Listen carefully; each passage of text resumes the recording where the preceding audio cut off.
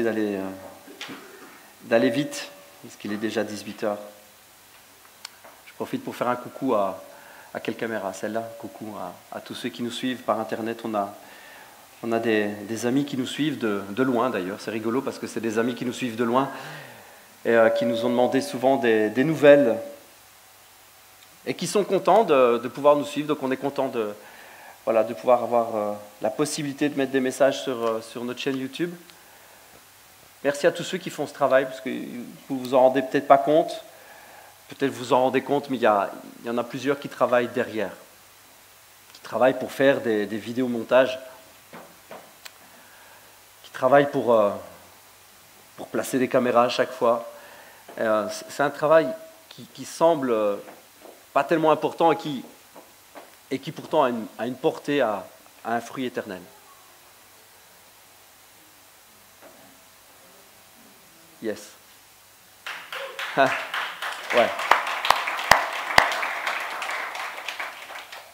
Vous savez, parfois, des petites choses ont plus d'impact que des choses très visibles.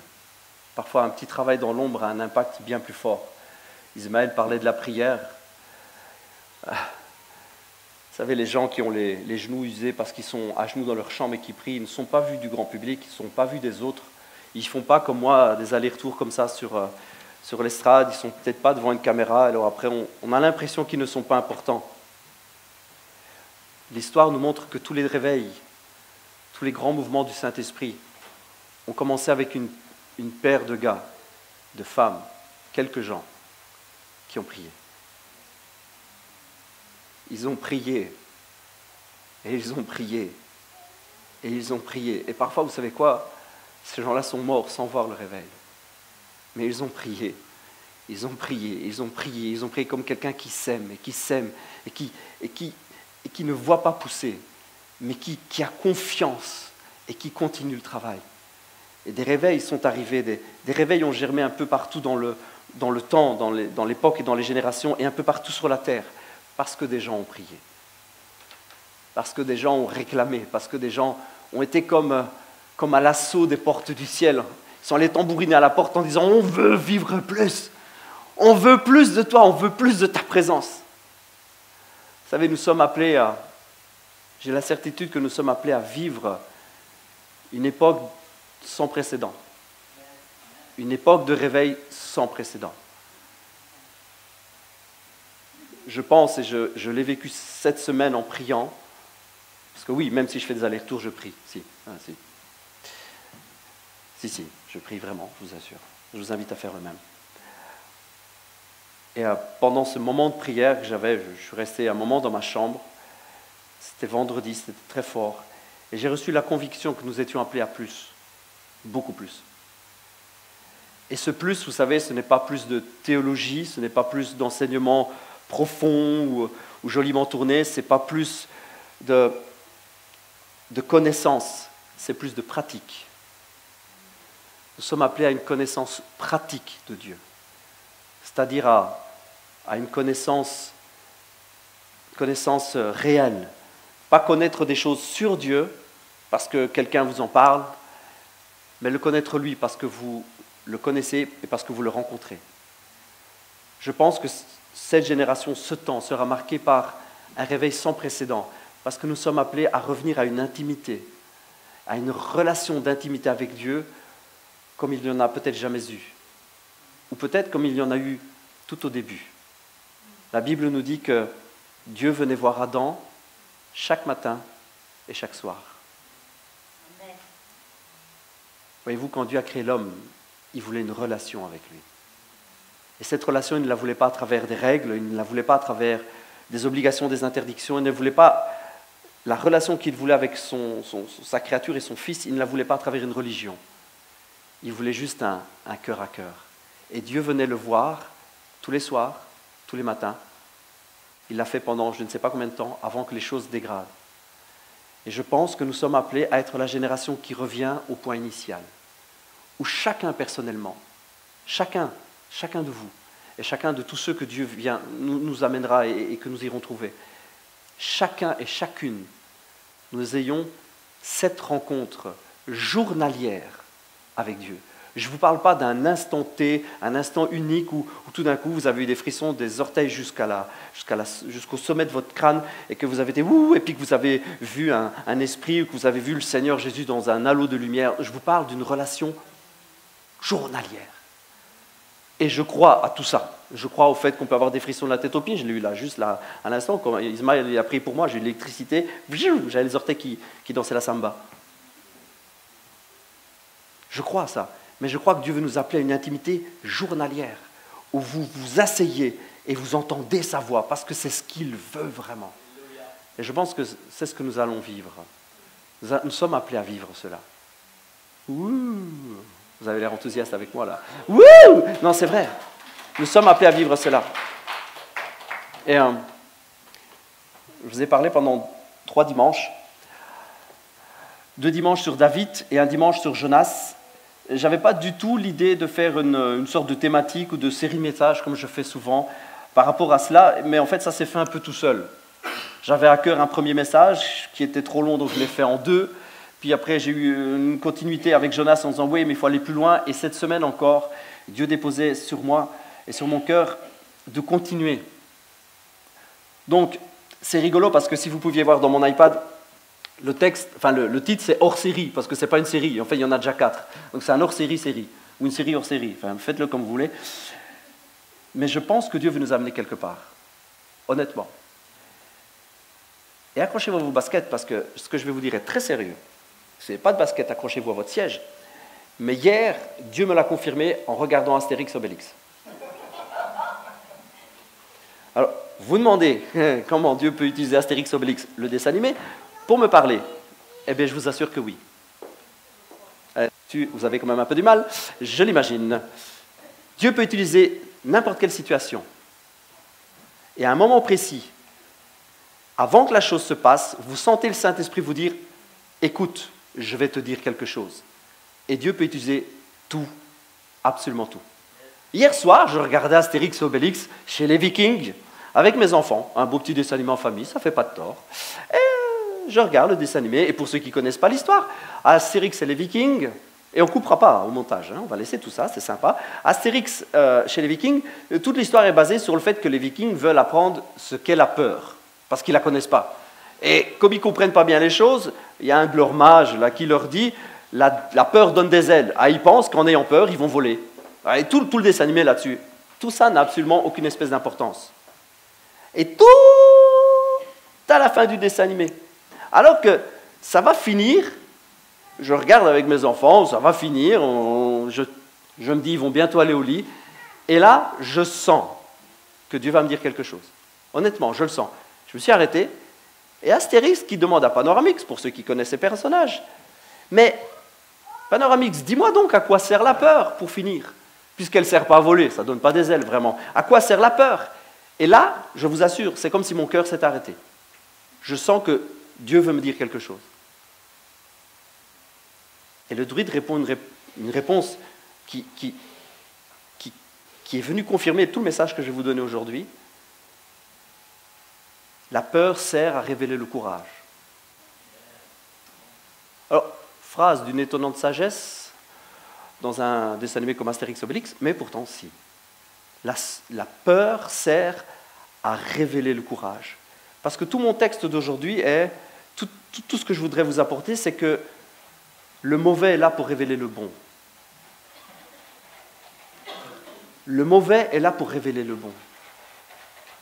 Et si Dieu, parfois, dans certaines situations, laisse le mauvais, laisse comme dans un état d'équilibre assez étonnant, où on dit, mais pourquoi Dieu laisse le mauvais? Pourquoi Dieu permet? Pourquoi cet état d'équilibre instable? C'est pour révéler le bon. Parce que pour avoir tous les choix, il faut avoir le mauvais choix aussi. Et pour pouvoir révéler le bon, il faut qu'il y ait du mauvais. Ok, on va commencer, parce que je vois que je vous perds un peu là-dessus. Non, c'est pour rigoler, hein. Mais bon, dans toute cette histoire de David et de Saül, voyez-vous, on retrouve cela.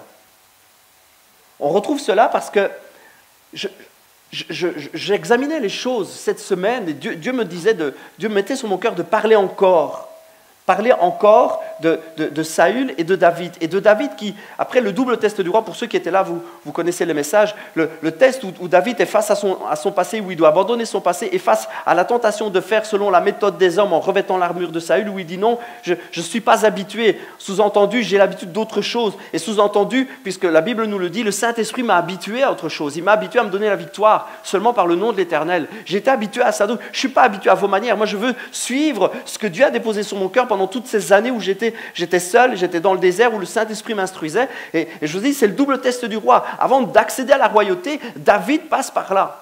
Abandonner son passé, faire face à son passé, lui dire tu n'auras plus d'emprise sur moi, et dire aussi je veux y aller, mais au nom seul de l'Éternel. Je veux y aller seulement par la foi, pas par des manières humaines. Je ne veux pas essayer d'établir une stratégie particulière pour arriver à... Non, je veux juste y aller avec la foi. Ah, il y a juste le monde chrétien qui peut comprendre, yes, amen. Les autres, ils disent juste qu'on est des tarés.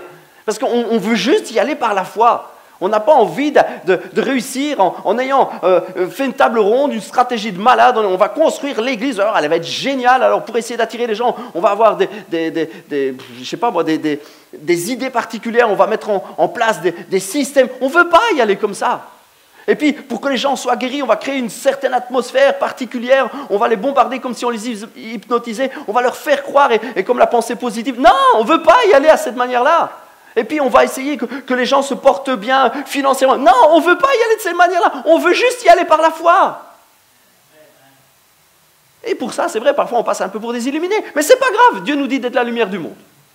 Donc, si on est des illuminés, ça marche. Soyons des lumières.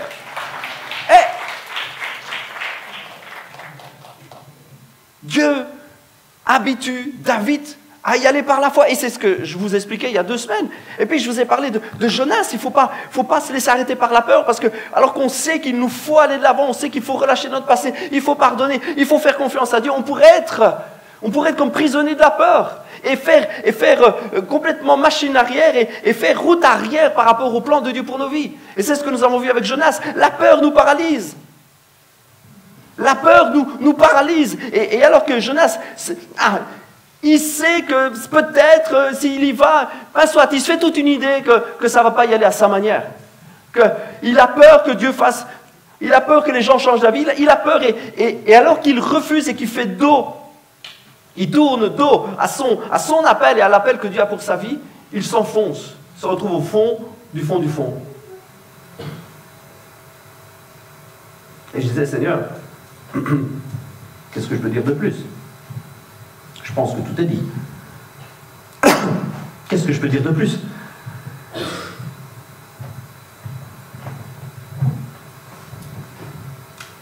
Pourquoi Saül est-il resté avec David? Pourquoi, alors que David est appelé... Excusez-moi.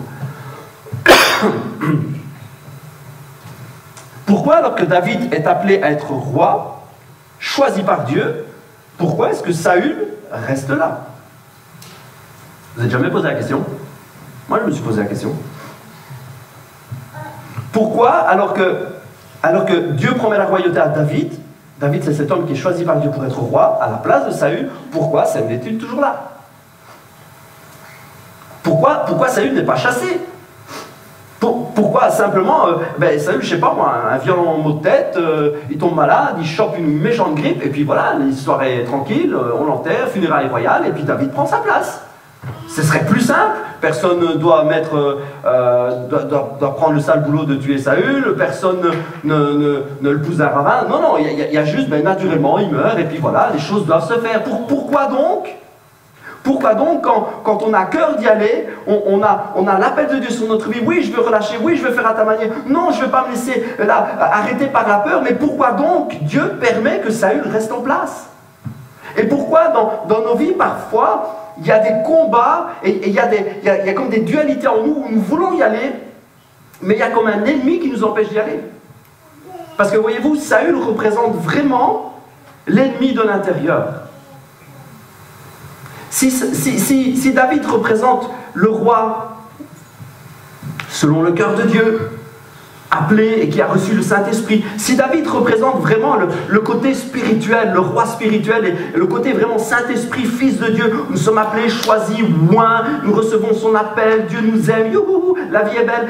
Et si David symbolise tout ça, Saül symbolise vraiment aussi tout le côté charnel de la royauté, tout le côté humain, tout le côté terre à terre, tout le côté qui ne veut pas de Dieu. Et pourquoi ce combat entre les deux? Pourquoi? Parce que la Bible nous dit que David va réellement se retrouver en guerre et en combat avec Saül. Parce que David a connu des super moments. Vous voyez, il tranche la tête à Goliath, il est vainqueur du géant Goliath, et après, ça semble être extraordinaire. Il a subi le test, le double test du roi, il en est sorti vainqueur, il ne s'est pas laissé arrêter par la peur, il a plongé la tête devant, il est allé à fond dans le guidon pour embrasser sa destinée. Il y va, il suit l'appel de Dieu, il va au champ de bataille, 3 cailloux, non même pas, 1 ça suffit, plof, il tombe par terre, je lui coupe la tête, j'ai gagné, et tout le monde lève les mains, tout le monde chante, les dames, les enfants dansent dans les rues, c'est ce que la Bible nous dit. Il a connu des moments extraordinaires, David. Et pourquoi dans la foulée, on ne dit pas, c'est toi qui es le futur roi, yes, on met la couronne sur ta tête. Et pourquoi? Pourquoi, à partir de ce moment-là, alors qu'il a répondu à l'appel de Dieu, alors qu'il dit, oui Seigneur, je suis l'homme que tu cherches, oui, j'irai là où tu voudras, j'irai. Souvent on dit ça à Dieu, là où tu voudras, j'irai. Et on y va, on se donne à fond, on ne veut pas s'arrêter par la peur, on ne veut pas se laisser arrêter. Et puis alors qu'on embrasse notre destinée, patatras, combat. Pourquoi? Pourquoi Dieu laisse faire ça? David a connu des moments extraordinaires, des moments waouh, des moments où tout le monde lève les bras, on chante. Et puis, juste après, la Bible nous dit ceci, juste après, lorsqu'il était revenu de la guerre, après que David eut tué les Philistins, les femmes étaient sorties de toutes les villes d'Israël à la rencontre du roi Saül, en chantant, en dansant, en poussant des cris de joie et au son des tambourins et des cymbales. Ils ont fait une big farandole, enfin, ça avait l'air super génial. Elles chantaient en chœur alterné, il y en a une qui chantait, les autres répondaient, c'était super. Et toutes disaient, dansaient, chantaient, Saül a vaincu ses milliers et David ses dizaines de milliers. Le peuple est en fête. David connaît ce moment de joie intense où tout un peuple est reconnaissant, tout un peuple est reconnecté à son Dieu. Oui, Dieu nous a délivrés. Il y avait là un molosse qui nous faisait peur, Goliath le géant. Mais David, cet homme qui a eu la foi, embrassé sa destinée, c'est extraordinaire. Il n'a pas eu peur, il y est allé avec un bâton et 3-4 cailloux. Il y est allé, il l'a vaincu. Waouh! Dieu nous a délivrés. Il a connu des moments extraordinaires, des moments de joie. Et Saül entend cela. Saül entend, David l'entend aussi, c'est la fiesta, mais David reçoit plus que Saül. David reçoit, la Bible nous dit, dans les chants, les dames disent, les femmes qui chantent et qui dansent disent, oui, Saül a vaincu ses milliers, franchement c'est déjà pas mal, mais alors David c'est dizaines de milliers. Et Saül, la Bible nous dit, le prit très mal, c'est dans 1 Samuel 18, il le prit très mal et se mit dans une grande colère. Elle dira, elles attribuent 10 000 à David et moi seulement 1000. Sous-entendu, je suis le roi, non. Il ne lui manque plus que la royauté. À partir de ce moment-là, Saül regarda David d'un mauvais œil. Après avoir connu un moment extraordinaire où David sent que son appel est vrai, il sent que Dieu est avec lui, il se heurte à quelque chose d'incroyable, il se heurte à un ennemi de l'intérieur. C'est le moment où il ne faut surtout pas regarder la personne qui est à côté de vous. Parce que c'est pas ça, ça ne veut pas dire ça l'ennemi de l'intérieur. Ça veut dire que ce n'est pas quelqu'un de l'intérieur de l'église, ça veut dire que c'est l'intérieur de l'intérieur. Ok? Je sais qu'il y en a qui disent, bon, on voit que tu ne connais pas ma femme, parce que l'ennemi de l'intérieur, tu verrais, et il y en a d'autres qui disent, on voit que tu ne dors pas avec mon homme, hein. L'ennemi de l'intérieur, je sais ce que c'est. Non, moi je parle de l'intérieur intérieur. L'ennemi de l'intérieur. Saül, il démontre vraiment, il est utilisé pour montrer à quel point l'ennemi de l'intérieur peut être fort. Il va se mettre en tête, Saül va se mettre en tête de tuer David. Par tous les moyens possibles et imaginables. Il va se mettre en tête de tuer David. Alors que David rentre dans sa destinée, alors qu'il y va à fond, il se heurte à un ennemi de l'intérieur qui cherche à le faire mourir. Et le plus perturbant dans l'histoire, le plus bizarre, le plus ennuyant, c'est que la Bible nous dit que c'est un mauvais esprit qui venait de l'Éternel, qui fait cela en Saül. Et là, il y a de quoi s'arracher les cheveux. Là, je vous l'avoue. C'est pour ça que j'ai mis une casquette, c'est pour cacher tous les cheveux que je me suis arrachés cette semaine. Allez, j'ai un trou ici. Là, il y a de quoi s'arracher les cheveux. Récapitulons. Saül est un roi qui n'agit pas selon le cœur de Dieu. Dieu se dit, on va se prendre un autre roi. Prenons un intérimaire. Il trouve David, petit blondinet, mignon, gentil, et qui a un bon cœur. Il l'appelle, il le forme, jusqu'au jour où il est prêt. Le gars abandonne son passé, entend l'appel, court vraiment dans l'appel de Dieu. Il y va avec la manière de Dieu, au nom de l'Éternel. Il n'est pas cet homme comme Jonas qui se pose 8000 questions, qui a peur et qui fait demi-tour. Non, il y va. Et puis la Bible nous dit, et Dieu donc permet après que Saül devienne un tueur de roi juste pour tuer David. Parce que c'est Dieu qui envoie ce mauvais esprit. Bizarre, hein? Là c'est space quand même. Dieu appelle, et puis Dieu envoie pour détruire. Là on se trouve dans des difficultés théologiques. Hein, on se dit, je comprends pas. Comment c'est possible que les choses soient claires entre vous et moi, entre moi et vous? Il ne sort de Dieu rien de mauvais. Impossible. Impossible qu'il sorte de Dieu ou du cœur de Dieu quelque chose de mauvais. Ce n'est pas imaginable, ce n'est pas possible, ce n'est pas envisageable, mettez le mot que vous voulez, ce n'est juste pas possible. Dieu est parfaitement bon. Il n'a pas à un moment donné une mauvaise pensée. Enfin, difficile à comprendre, parce que nous on en a tout plein. On est bombardé de mauvaises idées. Mais Dieu n'en a pas. Il ne peut pas sortir du cœur de Dieu quelque chose de mauvais. Quand la Bible nous dit Dieu envoie un mauvais esprit, ce n'est pas Dieu qui veut que le mauvais esprit aille et perturbe le cœur de Saül, mais Dieu permet. Quand dans la Bible, vous avez cette idée où Dieu fait, où Dieu frappe, où on a l'impression que c'est Dieu qui rend malade quelqu'un, comme quand on lit Job et qu'on ne comprend pas, on a l'impression que Dieu rend malade Job. C'est clair. C'est clair, c'est pas Dieu. Par contre, Dieu a permis. Dieu laisse faire.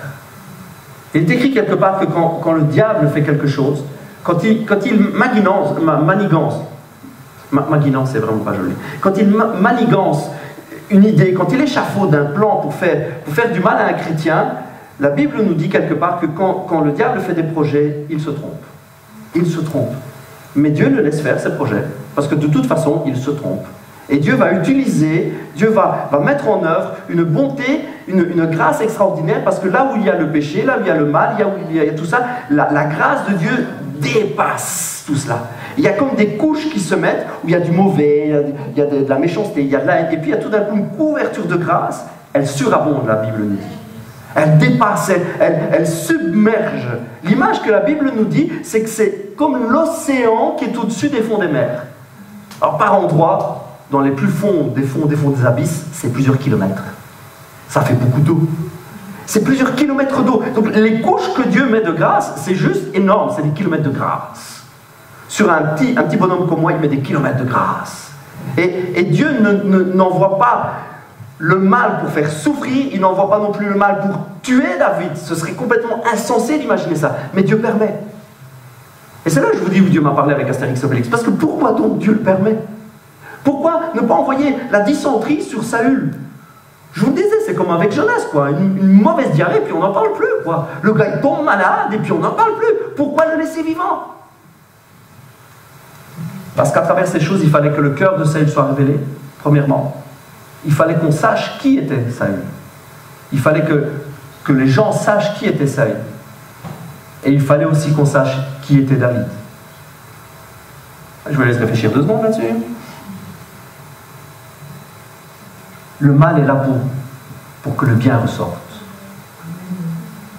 Dieu veut que le bien ressorte. Dieu veut que le bien triomphe. Il veut que le bien brille. Dieu n'a pas chassé les ténèbres. Vous savez ce qu'il a fait? Il a allumé la lumière.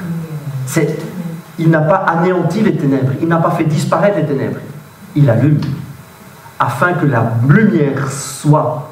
Afin que la lumière devienne. afin que la lumière soit là et que les ténèbres par la lumière soient chassées. Ce n'est pas Dieu qui fait disparaître d'un claquement de doigts, non, il veut que le bon ressorte. Et pendant toutes ces années où David va être confronté à Saül qui veut sa mort, tout cela est permis, laissé par Dieu, parce que Dieu veut faire ressortir le bon, veut faire grandir David, veut qu'il accède à la royauté, parce que le chemin est encore long. Il est un roi en devenir, il n'est pas encore vraiment roi. Il a été appelé, il est rentré dans sa destinée, et alors qu'il est entré dans sa destinée, eh bien Dieu veut faire ressortir tout le bon et utiliser le bon. Et c'est vrai que dans ces cas-là, Dieu parfois laisse le mal. Et dans notre vie, parce qu'on va tout de suite se retrouver confronté, vous allez peut-être me dire, ouais, pasteur Miguel, ça fait 3-4 semaines, tu prêches là-dessus, j'ai réfléchi, je me suis dit, oui, à qui je dois pardonner? J'ai pas entendu l'amen, c'est pas grave. À qui je dois aller relâcher? J'ai pas entendu l'amen non plus. Vous vous souvenez quand même, j'ai prêché là-dessus où il fallait relâcher, abandonner. Vous n'avez pas fait ça? Non, vous ne l'avez pas fait. Vilain. Moi j'ai réfléchi jusqu'à mes primaires. Honnêtement, j'ai réfléchi jusqu'à mes primaires. J'ai repassé, ça m'a mis du temps. J'ai repassé tout. Les fois où quelqu'un m'a fait mal. Et honnêtement, j'ai demandé à Dieu de pouvoir tout relâcher. Moi, vous savez, c'est pas de la rigolade. Je veux vraiment vivre une intimité avec Dieu. J'ai passé sur mon cœur. Je vous dis pas, on est entre nous là. C'est pas de dire, oh, moi je l'ai fait. On s'en fout. J'ai repassé sur mon cœur, j'ai été rechercher jusqu'à dans mes primaires. Où, je me souviens, je me suis bagarré avec un tel, et c'est vrai, il n'avait pas été sympa. Je veux rien garder de ça. Je vous invite à faire le job, franchement. Je vous invite à le faire. Je suis remonté loin, je vous assure, et je continue à le faire. C'est quelque chose presque en permanence. Je veux rien garder, rien. Et peut-être vous me direz, ouais, pasteur Miguel, moi j'ai fait le job, ouais, j'ai cherché, j'ai commencé à regarder à ça, et c'est vrai aussi, j'ai été tenté par la peur de laisser tomber, puis non, t'as prêché sur Jonas, pasteur Miguel, je suis allé, j'ai embrassé ma destinée, j'ai dit non, je veux être quelqu'un qui relâche, et j'ai commencé à le faire, et puis tout d'un coup, je me suis senti sous pression, je me suis senti mal, j'ai eu l'impression qu'il y a des trucs qui voulaient s'en prendre à moi, je me suis senti pas bien, j'ai eu de la fièvre, je suis tombé malade, je tousse, j'ai la voix qui s'en va, j'ai mal dormi, j'ai fait des cauchemars, je sais pas. J'ai eu quelque chose, j'ai eu ce qu'on appelle des combats. C'est tout à fait normal. Peut-être vous me direz, mais moi j'ai voulu le faire, et tu sais quoi, pasteur Miguel? Moi j'ai senti cette oppression de ouf. Un truc de malade, quoi. Je me suis senti combattu comme Ismaël tout à l'heure qui disait, je sens un poids dans la louange. Je l'ai senti, moi, Ismaël. Je ne l'ai pas dit, mais je l'ai senti. Et peut-être vous direz, j'ai senti ce poids. J'ai l'impression qu'il y a un combat qui s'est mis en moi, quelque chose qui voulait une sorte de dualité entre moi qui veut régner avec Dieu et puis une autre chose en moi qui veut régner sur moi. Une autre réalité, une autre chose, comme presque une autre personne. La Bible nous dit ceci, parce que c'est une réalité. Le Saint-Esprit, en nous, a des désirs absolument contraires, diamétralement opposés à notre cœur. Et notre cœur a des désirs complètement opposés à ceux du Saint-Esprit. C'est dans Galates 5. Les désirs de notre cœur sont diamétralement opposés à ceux de l'Esprit. Et l'Esprit a des désirs qui sont à l'opposé de ceux de l'homme livré à lui-même. Les deux sont opposés l'un à l'autre. C'est pourquoi vous ne pouvez pas être votre propre maître. Paul dit ça dans une lettre qu'il écrit, dans une missive qu'il écrit à une église qui est en Galatie à l'époque. Et vous lisez ça, vous avez juste l'impression que voilà, c'est pas possible par vous-même. C'est pas ça que Paul veut dire. Vous avez peut-être l'impression de dire, ben voilà, on peut pas y arriver. C'est pas ça qu'il dit Paul. La traduction n'est pas terrible. Là, je vous prends la traduction Summer. Et j'aime la traduction Summer. Mais là, à cet endroit-là précis, elle n'est pas terrible. En tout cas, j'estime qu'elle n'est pas terrible. Parce que la Bible, à cet endroit-là, dans cette traduction, nous dit on ne peut pas être notre propre maître. Voilà, ils sont opposés et on ne peut pas être notre propre maître. Alors que dans le texte original, dans le texte grec, il y a un petit mot qu'on retrouve d'ailleurs dans Louis II. Est-ce que tu as Louis II ? Affiche Louis II, s'il te plaît. Galates 5, verset 17.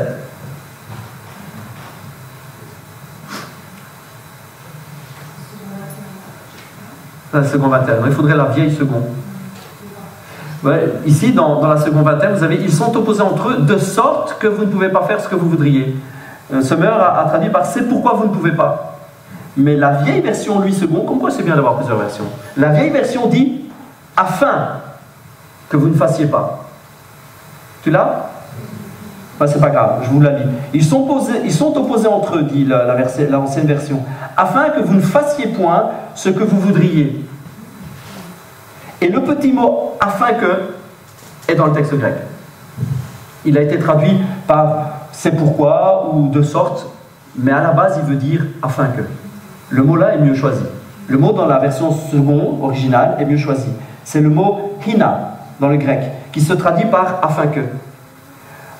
En fait, c'est dans un certain but que Dieu l'a voulu comme ça.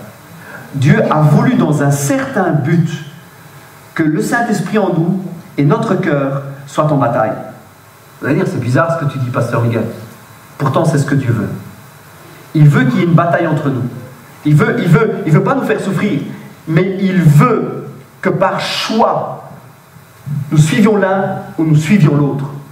Et c'est une bataille entre nous. C'est quelque chose qui est en nous, que Dieu permet, que Dieu laisse. C'est pas qu'il veut nous faire souffrir. Et quand Dieu permet que Saül soit à côté de David et qu'il lui fasse combat, ce n'est pas parce que Dieu veut tuer David. Ça, c'est bien ce que le diable veut faire. Mais Dieu le laisse afin que le combat amène à ce que le bien sorte. Et quand la Bible nous dit, le Saint-Esprit en nous, le Saint-Esprit a des désirs contraires à ceux de notre cœur, et notre cœur a des désirs contraires, c'est afin que par choix, c'est afin que nous ne fassions pas ce que notre cœur veut, mais que nous fassions ce que le Saint-Esprit veut. C'est un choix que nous devons faire, parce que ce choix fera ressortir le bon et fera disparaître le mauvais. Ce choix en nous fera nous porter vers le bon et nous éloigner du mal, le mal qui est en nous. C'est un choix que Dieu veut que nous fassions. Et alors que peut-être ça fait un moment que vous avez entendu que je vous prêche là-dessus, vous dites « Ah non, c'est trop difficile, ce combat en moi, je voudrais faire le bien, j'y arrive pas, etc. » La Bible nous dit que Dieu veut faire sortir en toi ce qu'il y a de meilleur. Il veut faire germer de ton cœur ce qu'il y a de meilleur. Le plus grand ennemi que nous pouvions avoir, le plus grand adversaire que nous pourrions avoir, ne se trouve pas à l'extérieur, les amis. Il se trouve à l'intérieur. Il y a un homme qui a dit un jour, ton plus grand ennemi, c'est toi-même. Et ce n'est pas que Dieu veut nous faire du mal, ce n'est pas que Dieu nous inflige quoi que ce soit. Dieu laisse le mal afin que le bon ressorte.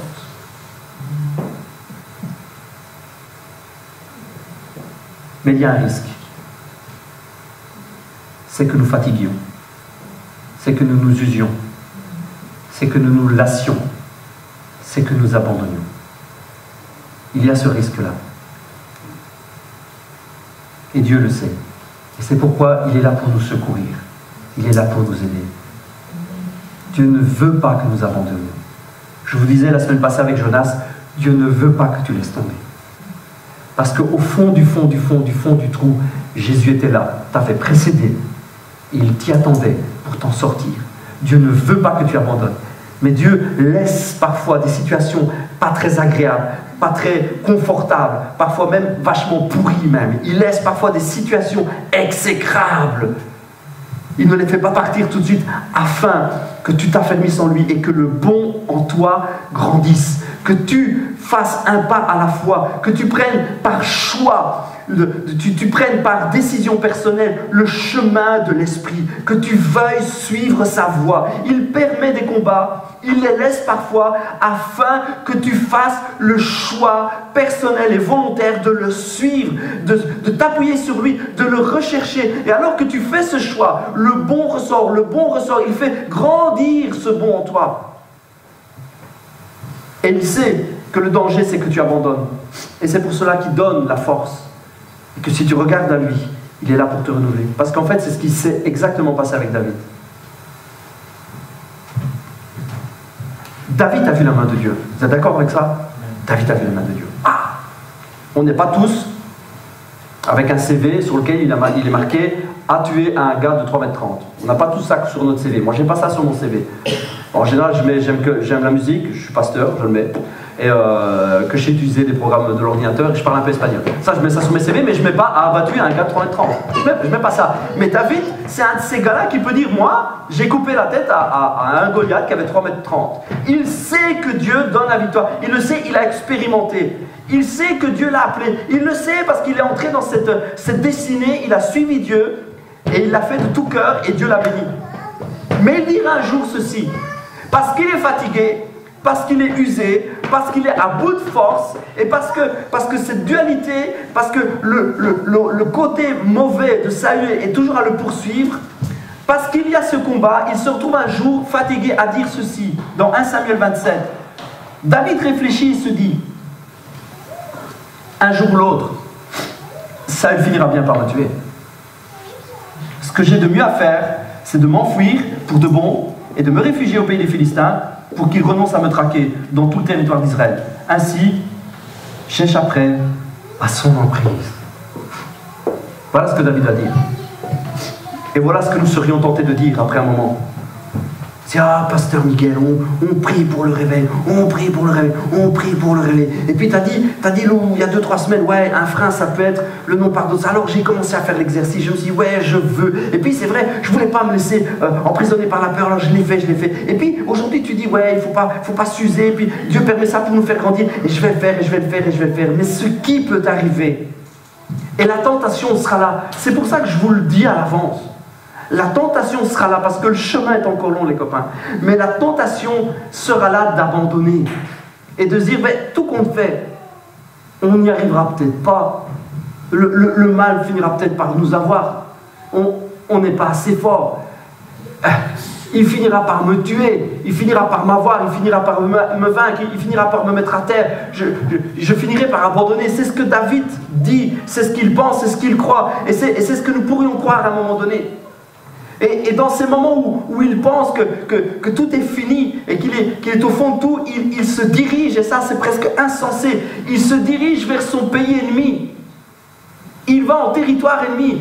Il laisse tomber à un tel point, il change de mentalité à un tel point qu'à ce moment-là, il va se réfugier chez son pire ennemi. Alors, stratégiquement, c'est pas si con. Stratégiquement, ça tient presque la route. Si tu vas te réfugier chez le pire ennemi de ton ennemi, ben, quelque part, ils se mettront peut-être en guerre entre eux, mais tu seras oublié. Au stratégo, ça pourrait passer. Mais devant Dieu, ça passe pas. Ça va pas parce que il va se réfugier chez son ennemi. Parce que l'ennemi de son ennemi, ben, vous voyez, c'était son ennemi à lui aussi. Ils n'étaient tous pas copains ensemble. L'ennemi de son ennemi, c'est mon ennemi, et son ennemi à lui, c'est mon ennemi, donc c'est son ennemi, et son ennemi, c'est mon ennemi. Vous m'avez suivi. En allant se réfugier chez les Philistins, il va se réfugier chez son ennemi à lui aussi. Je rebobine parce que vous ne m'avez pas suivi. Goliath était un Philistin. Il avait abattu Goliath quelques années auparavant et c'était un Philistin. Et là, tranquillement, qu'est-ce qu'il dit? Je vais aller chez ceux chez qui j'ai tué le copain là-bas, le grand, il y a quelques années, 3 mètres 30, je vais aller me réfugier chez eux. C'est typiquement le réflexe qu'on peut avoir dans le monde chrétien, où parce que ça ne va pas, on laisse tomber. C'est pas qu'on renie Dieu, vous comprenez, mais on laisse tomber, on s'en va. On quitte le bateau. Ciao les frangins. On fait la bête blessée, on fait la bête qui souffre et on se met dans un coin et vous savez comme les chiens, les chats, ils ont un bobo puis ils se lèchent. On se met dans un coin. On se met tout seul, on se met à l'écart. On fait la bête blessée. Je souffre, j'ai mal. Je n'y arrive pas et je me retire, je m'en vais. Et on va se réfugier chez notre pire ennemi qui est la peur. Et on se remet dans la peur. Alors que c'est ce que nous avons quitté. Nous avons dit, wow, je ne me laisserai pas vaincre par la peur, car Dieu est un Dieu puissant, et je n'aurai pas peur. Et on y va. Et puis parce que l'usure, et puis un jour on se dit, ben, si je me réfugie, on ne le dit pas là comme ça évidemment, mais si je me réfugie dans la peur, ben, je serai peut-être tranquille. Et sans s'en rendre compte, on va chez notre pire ennemi. On se terre, on se met comme une bête blessée en disant, voilà, j'ai peur de l'ennemi, je me réfugie dans la peur comme si la peur allait nous garder. Et encore une fois, voyez-vous, je ne vais pas être trop long, mais encore une fois, David va vivre à ce moment-là, alors qu'il part se réfugier chez son pire ennemi, les choses vont s'envenimer, qu'à un moment donné, alors qu'il habite Tsiklag, la Bible nous dit, ça c'est un nom vraiment difficile à prononcer, Tsiklag, la Bible nous dit que le village où il habite, avec sa femme, ses enfants et les enfants et les femmes de tous ces hommes d'armes, de toute sa troupe, ce village va être brûlé, rasé, les femmes, les enfants vont tous être emmenés captifs, eux ils reviennent. Il n'y a plus rien, plus âme qui vive, il n'y a plus rien, tout est brûlé, plus un mouton, plus un âne, plus un gosse, il n'y a plus rien. La Bible nous dit qu'ils vont pleurer jusqu'à ne plus avoir la force de pleurer. Je ne sais pas si vous avez déjà fait ça. Moi j'ai connu un gars qui a fait ça un moment, je l'ai vu pleurer des jours, jusqu'au moment où il n'arrivait plus à pleurer. Il avait les yeux tellement gonflés, il était au bout de ses forces. Mais il faut pleurer des jours, je peux vous le dire. Je l'ai vu pleurer des jours. Des jours. Il n'en sortait jamais. Il se levait le matin, il pleurait, il se couchait le soir, il pleurait. Et la nuit, parce qu'il avait dormi chez moi, je l'entendais pleurer parfois. Ils ont pleuré jusqu'à ne plus avoir la force de pleurer. Et alors qu'ils pensaient être en sécurité. Si, alors que nous sommes dans des combats, nous imaginons qu'en allant nous réfugier dans la peur, en allant là et nous laisser envahir par la peur, en disant non, je ne veux plus essayer de me battre, si on imagine que ça va aller mieux, ça va être pire. Mais ce qui est extraordinaire, merci Jésus, c'est que c'est à cet endroit-là, encore une fois, que Dieu nous attend. La Bible nous dit qu'à ce moment-là, alors que David est comme laminé, le pauvre, il est laminé, son cœur est en miettes, la Bible nous dit qu'il reprit courage en s'appuyant, c'est tout simple, c'est une phrase toute simple, sur le bras de l'Éternel. Alors mon message aujourd'hui, c'est cela. Si tu veux vivre quelque chose de puissant, si tu veux embrasser ta destinée, sache que tu auras des combats. Je suis désolé de te le dire. Tu vas en avoir. Nous, en tant qu'Église, on va en avoir. Et on sera tenté de se décourager. Et peut-être même qu'à un moment, on baissera les bras. Mais il y a une nouvelle extraordinaire. C'est qu'à cet endroit précis, Dieu nous attend. Amen. À cet endroit précis, Dieu nous attend. Et si nous choisissons à ce moment-là de nous appuyer simplement sur lui, il nous relève. Il nous relève. David a connu ce moment extraordinaire où alors qu'il était au fond, alors qu'il était épuisé, alors qu'il était moralement mort, il a juste tourné vers Dieu les regards. Il s'est appuyé sur lui et la Bible nous dit qu'il va reprendre vie. Et dans les semaines, dans les jours, dans les jours et les mois qui vont suivre, il va reprendre force. Et vous savez ce qui va se passer? Alors qu'il reprend vie, Dieu va permettre que Saül meure. Dieu va permettre que Saül meure. Ça ne va pas être David qui va le tuer. Mais Dieu, à ce moment-là, va permettre que Saül meure. Il va mourir par la main de l'ennemi. Dans une bataille, il va mourir. Voilà, Saül va mourir. Il y a une leçon extraordinaire à tirer tout cela, vous savez les amis. Il y a une leçon extraordinaire. Dieu permet parfois des combats en nous, il les laisse. Il laisse ce roi charnel et ce roi spirituel. Il laisse ce cœur chrétien que nous avons et ce cœur humain. Il laisse le désir de le servir et parfois un désir qu'on ne sait même pas d'où ça vient, mais ça vient de l'intérieur, un désir de s'éloigner de lui. Il laisse en nous cette dualité, ce combat, afin de faire ressortir le bien. Mais il sait très bien que notre penchant, que notre nature humaine aura tendance à laisser tomber. Il sait cela. Et alors qu'il sait que nous sommes parfois tentés de laisser tomber, il prépare déjà. Il prépare un endroit, un lieu spirituel où il nous attend pour nous relever. Et quand nous nous relevons en lui, quand nous décidons de lui faire confiance, quand nous reprenons la marche, il permet que ce combat disparaisse. Et ça, c'est extraordinaire. Alors que nous reprenons confiance en lui, alors que nous plongeons les regards sur lui, alors que nous reprenons vie en lui, il permet que les combats disparaissent. Mais pourquoi, papa, tu ne l'as pas permis avant? Pourquoi papa Dieu, tu ne l'as pas permis avant? Avant toutes ces souffrances, pourquoi tu ne m'as pas épargné ça? Et là, on a un papa qui nous regarde plein d'amour. Tu t'imagines pas tout le bon qui est sorti de toi à ce moment-là. Alors que tu étais au fond du trou, tu t'imagines pas le cœur que j'ai vu en toi. Tu étais à genoux là, et j'ai vu en toi, j'ai vu sortir de ton cœur une telle volonté de venir à moi. Waouh! C'est ce que je voulais. C'est ce que je voulais. C'est ce que j'attendais de toi. Dieu nous appelle à vivre comme des vainqueurs. Il nous appelle à vivre comme des vainqueurs. Il nous appelle à régner et à dominer. Pas à imposer, ça n'a rien à voir, mais à dominer nos émotions, à dominer le mal, à dominer la méchanceté, à faire régner la justice et le pardon. Il nous appelle à être des rois de paix, des rois de bonté, des rois de pardon et des reines. Il nous appelle à cela. Et il veut faire sortir de nous et de notre cœur le meilleur.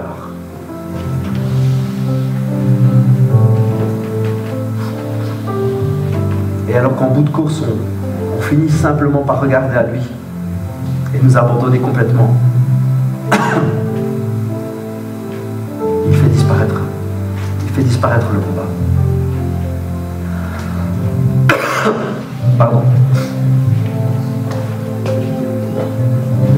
Je vous le disais en début de message, nous sommes appelés à vivre des grandes choses. Vous savez, quand on a commencé Vivea il y a quelques années, il n'y a pas si longtemps, il y a 3 ans, on a commencé une poignée. On était une petite dizaine.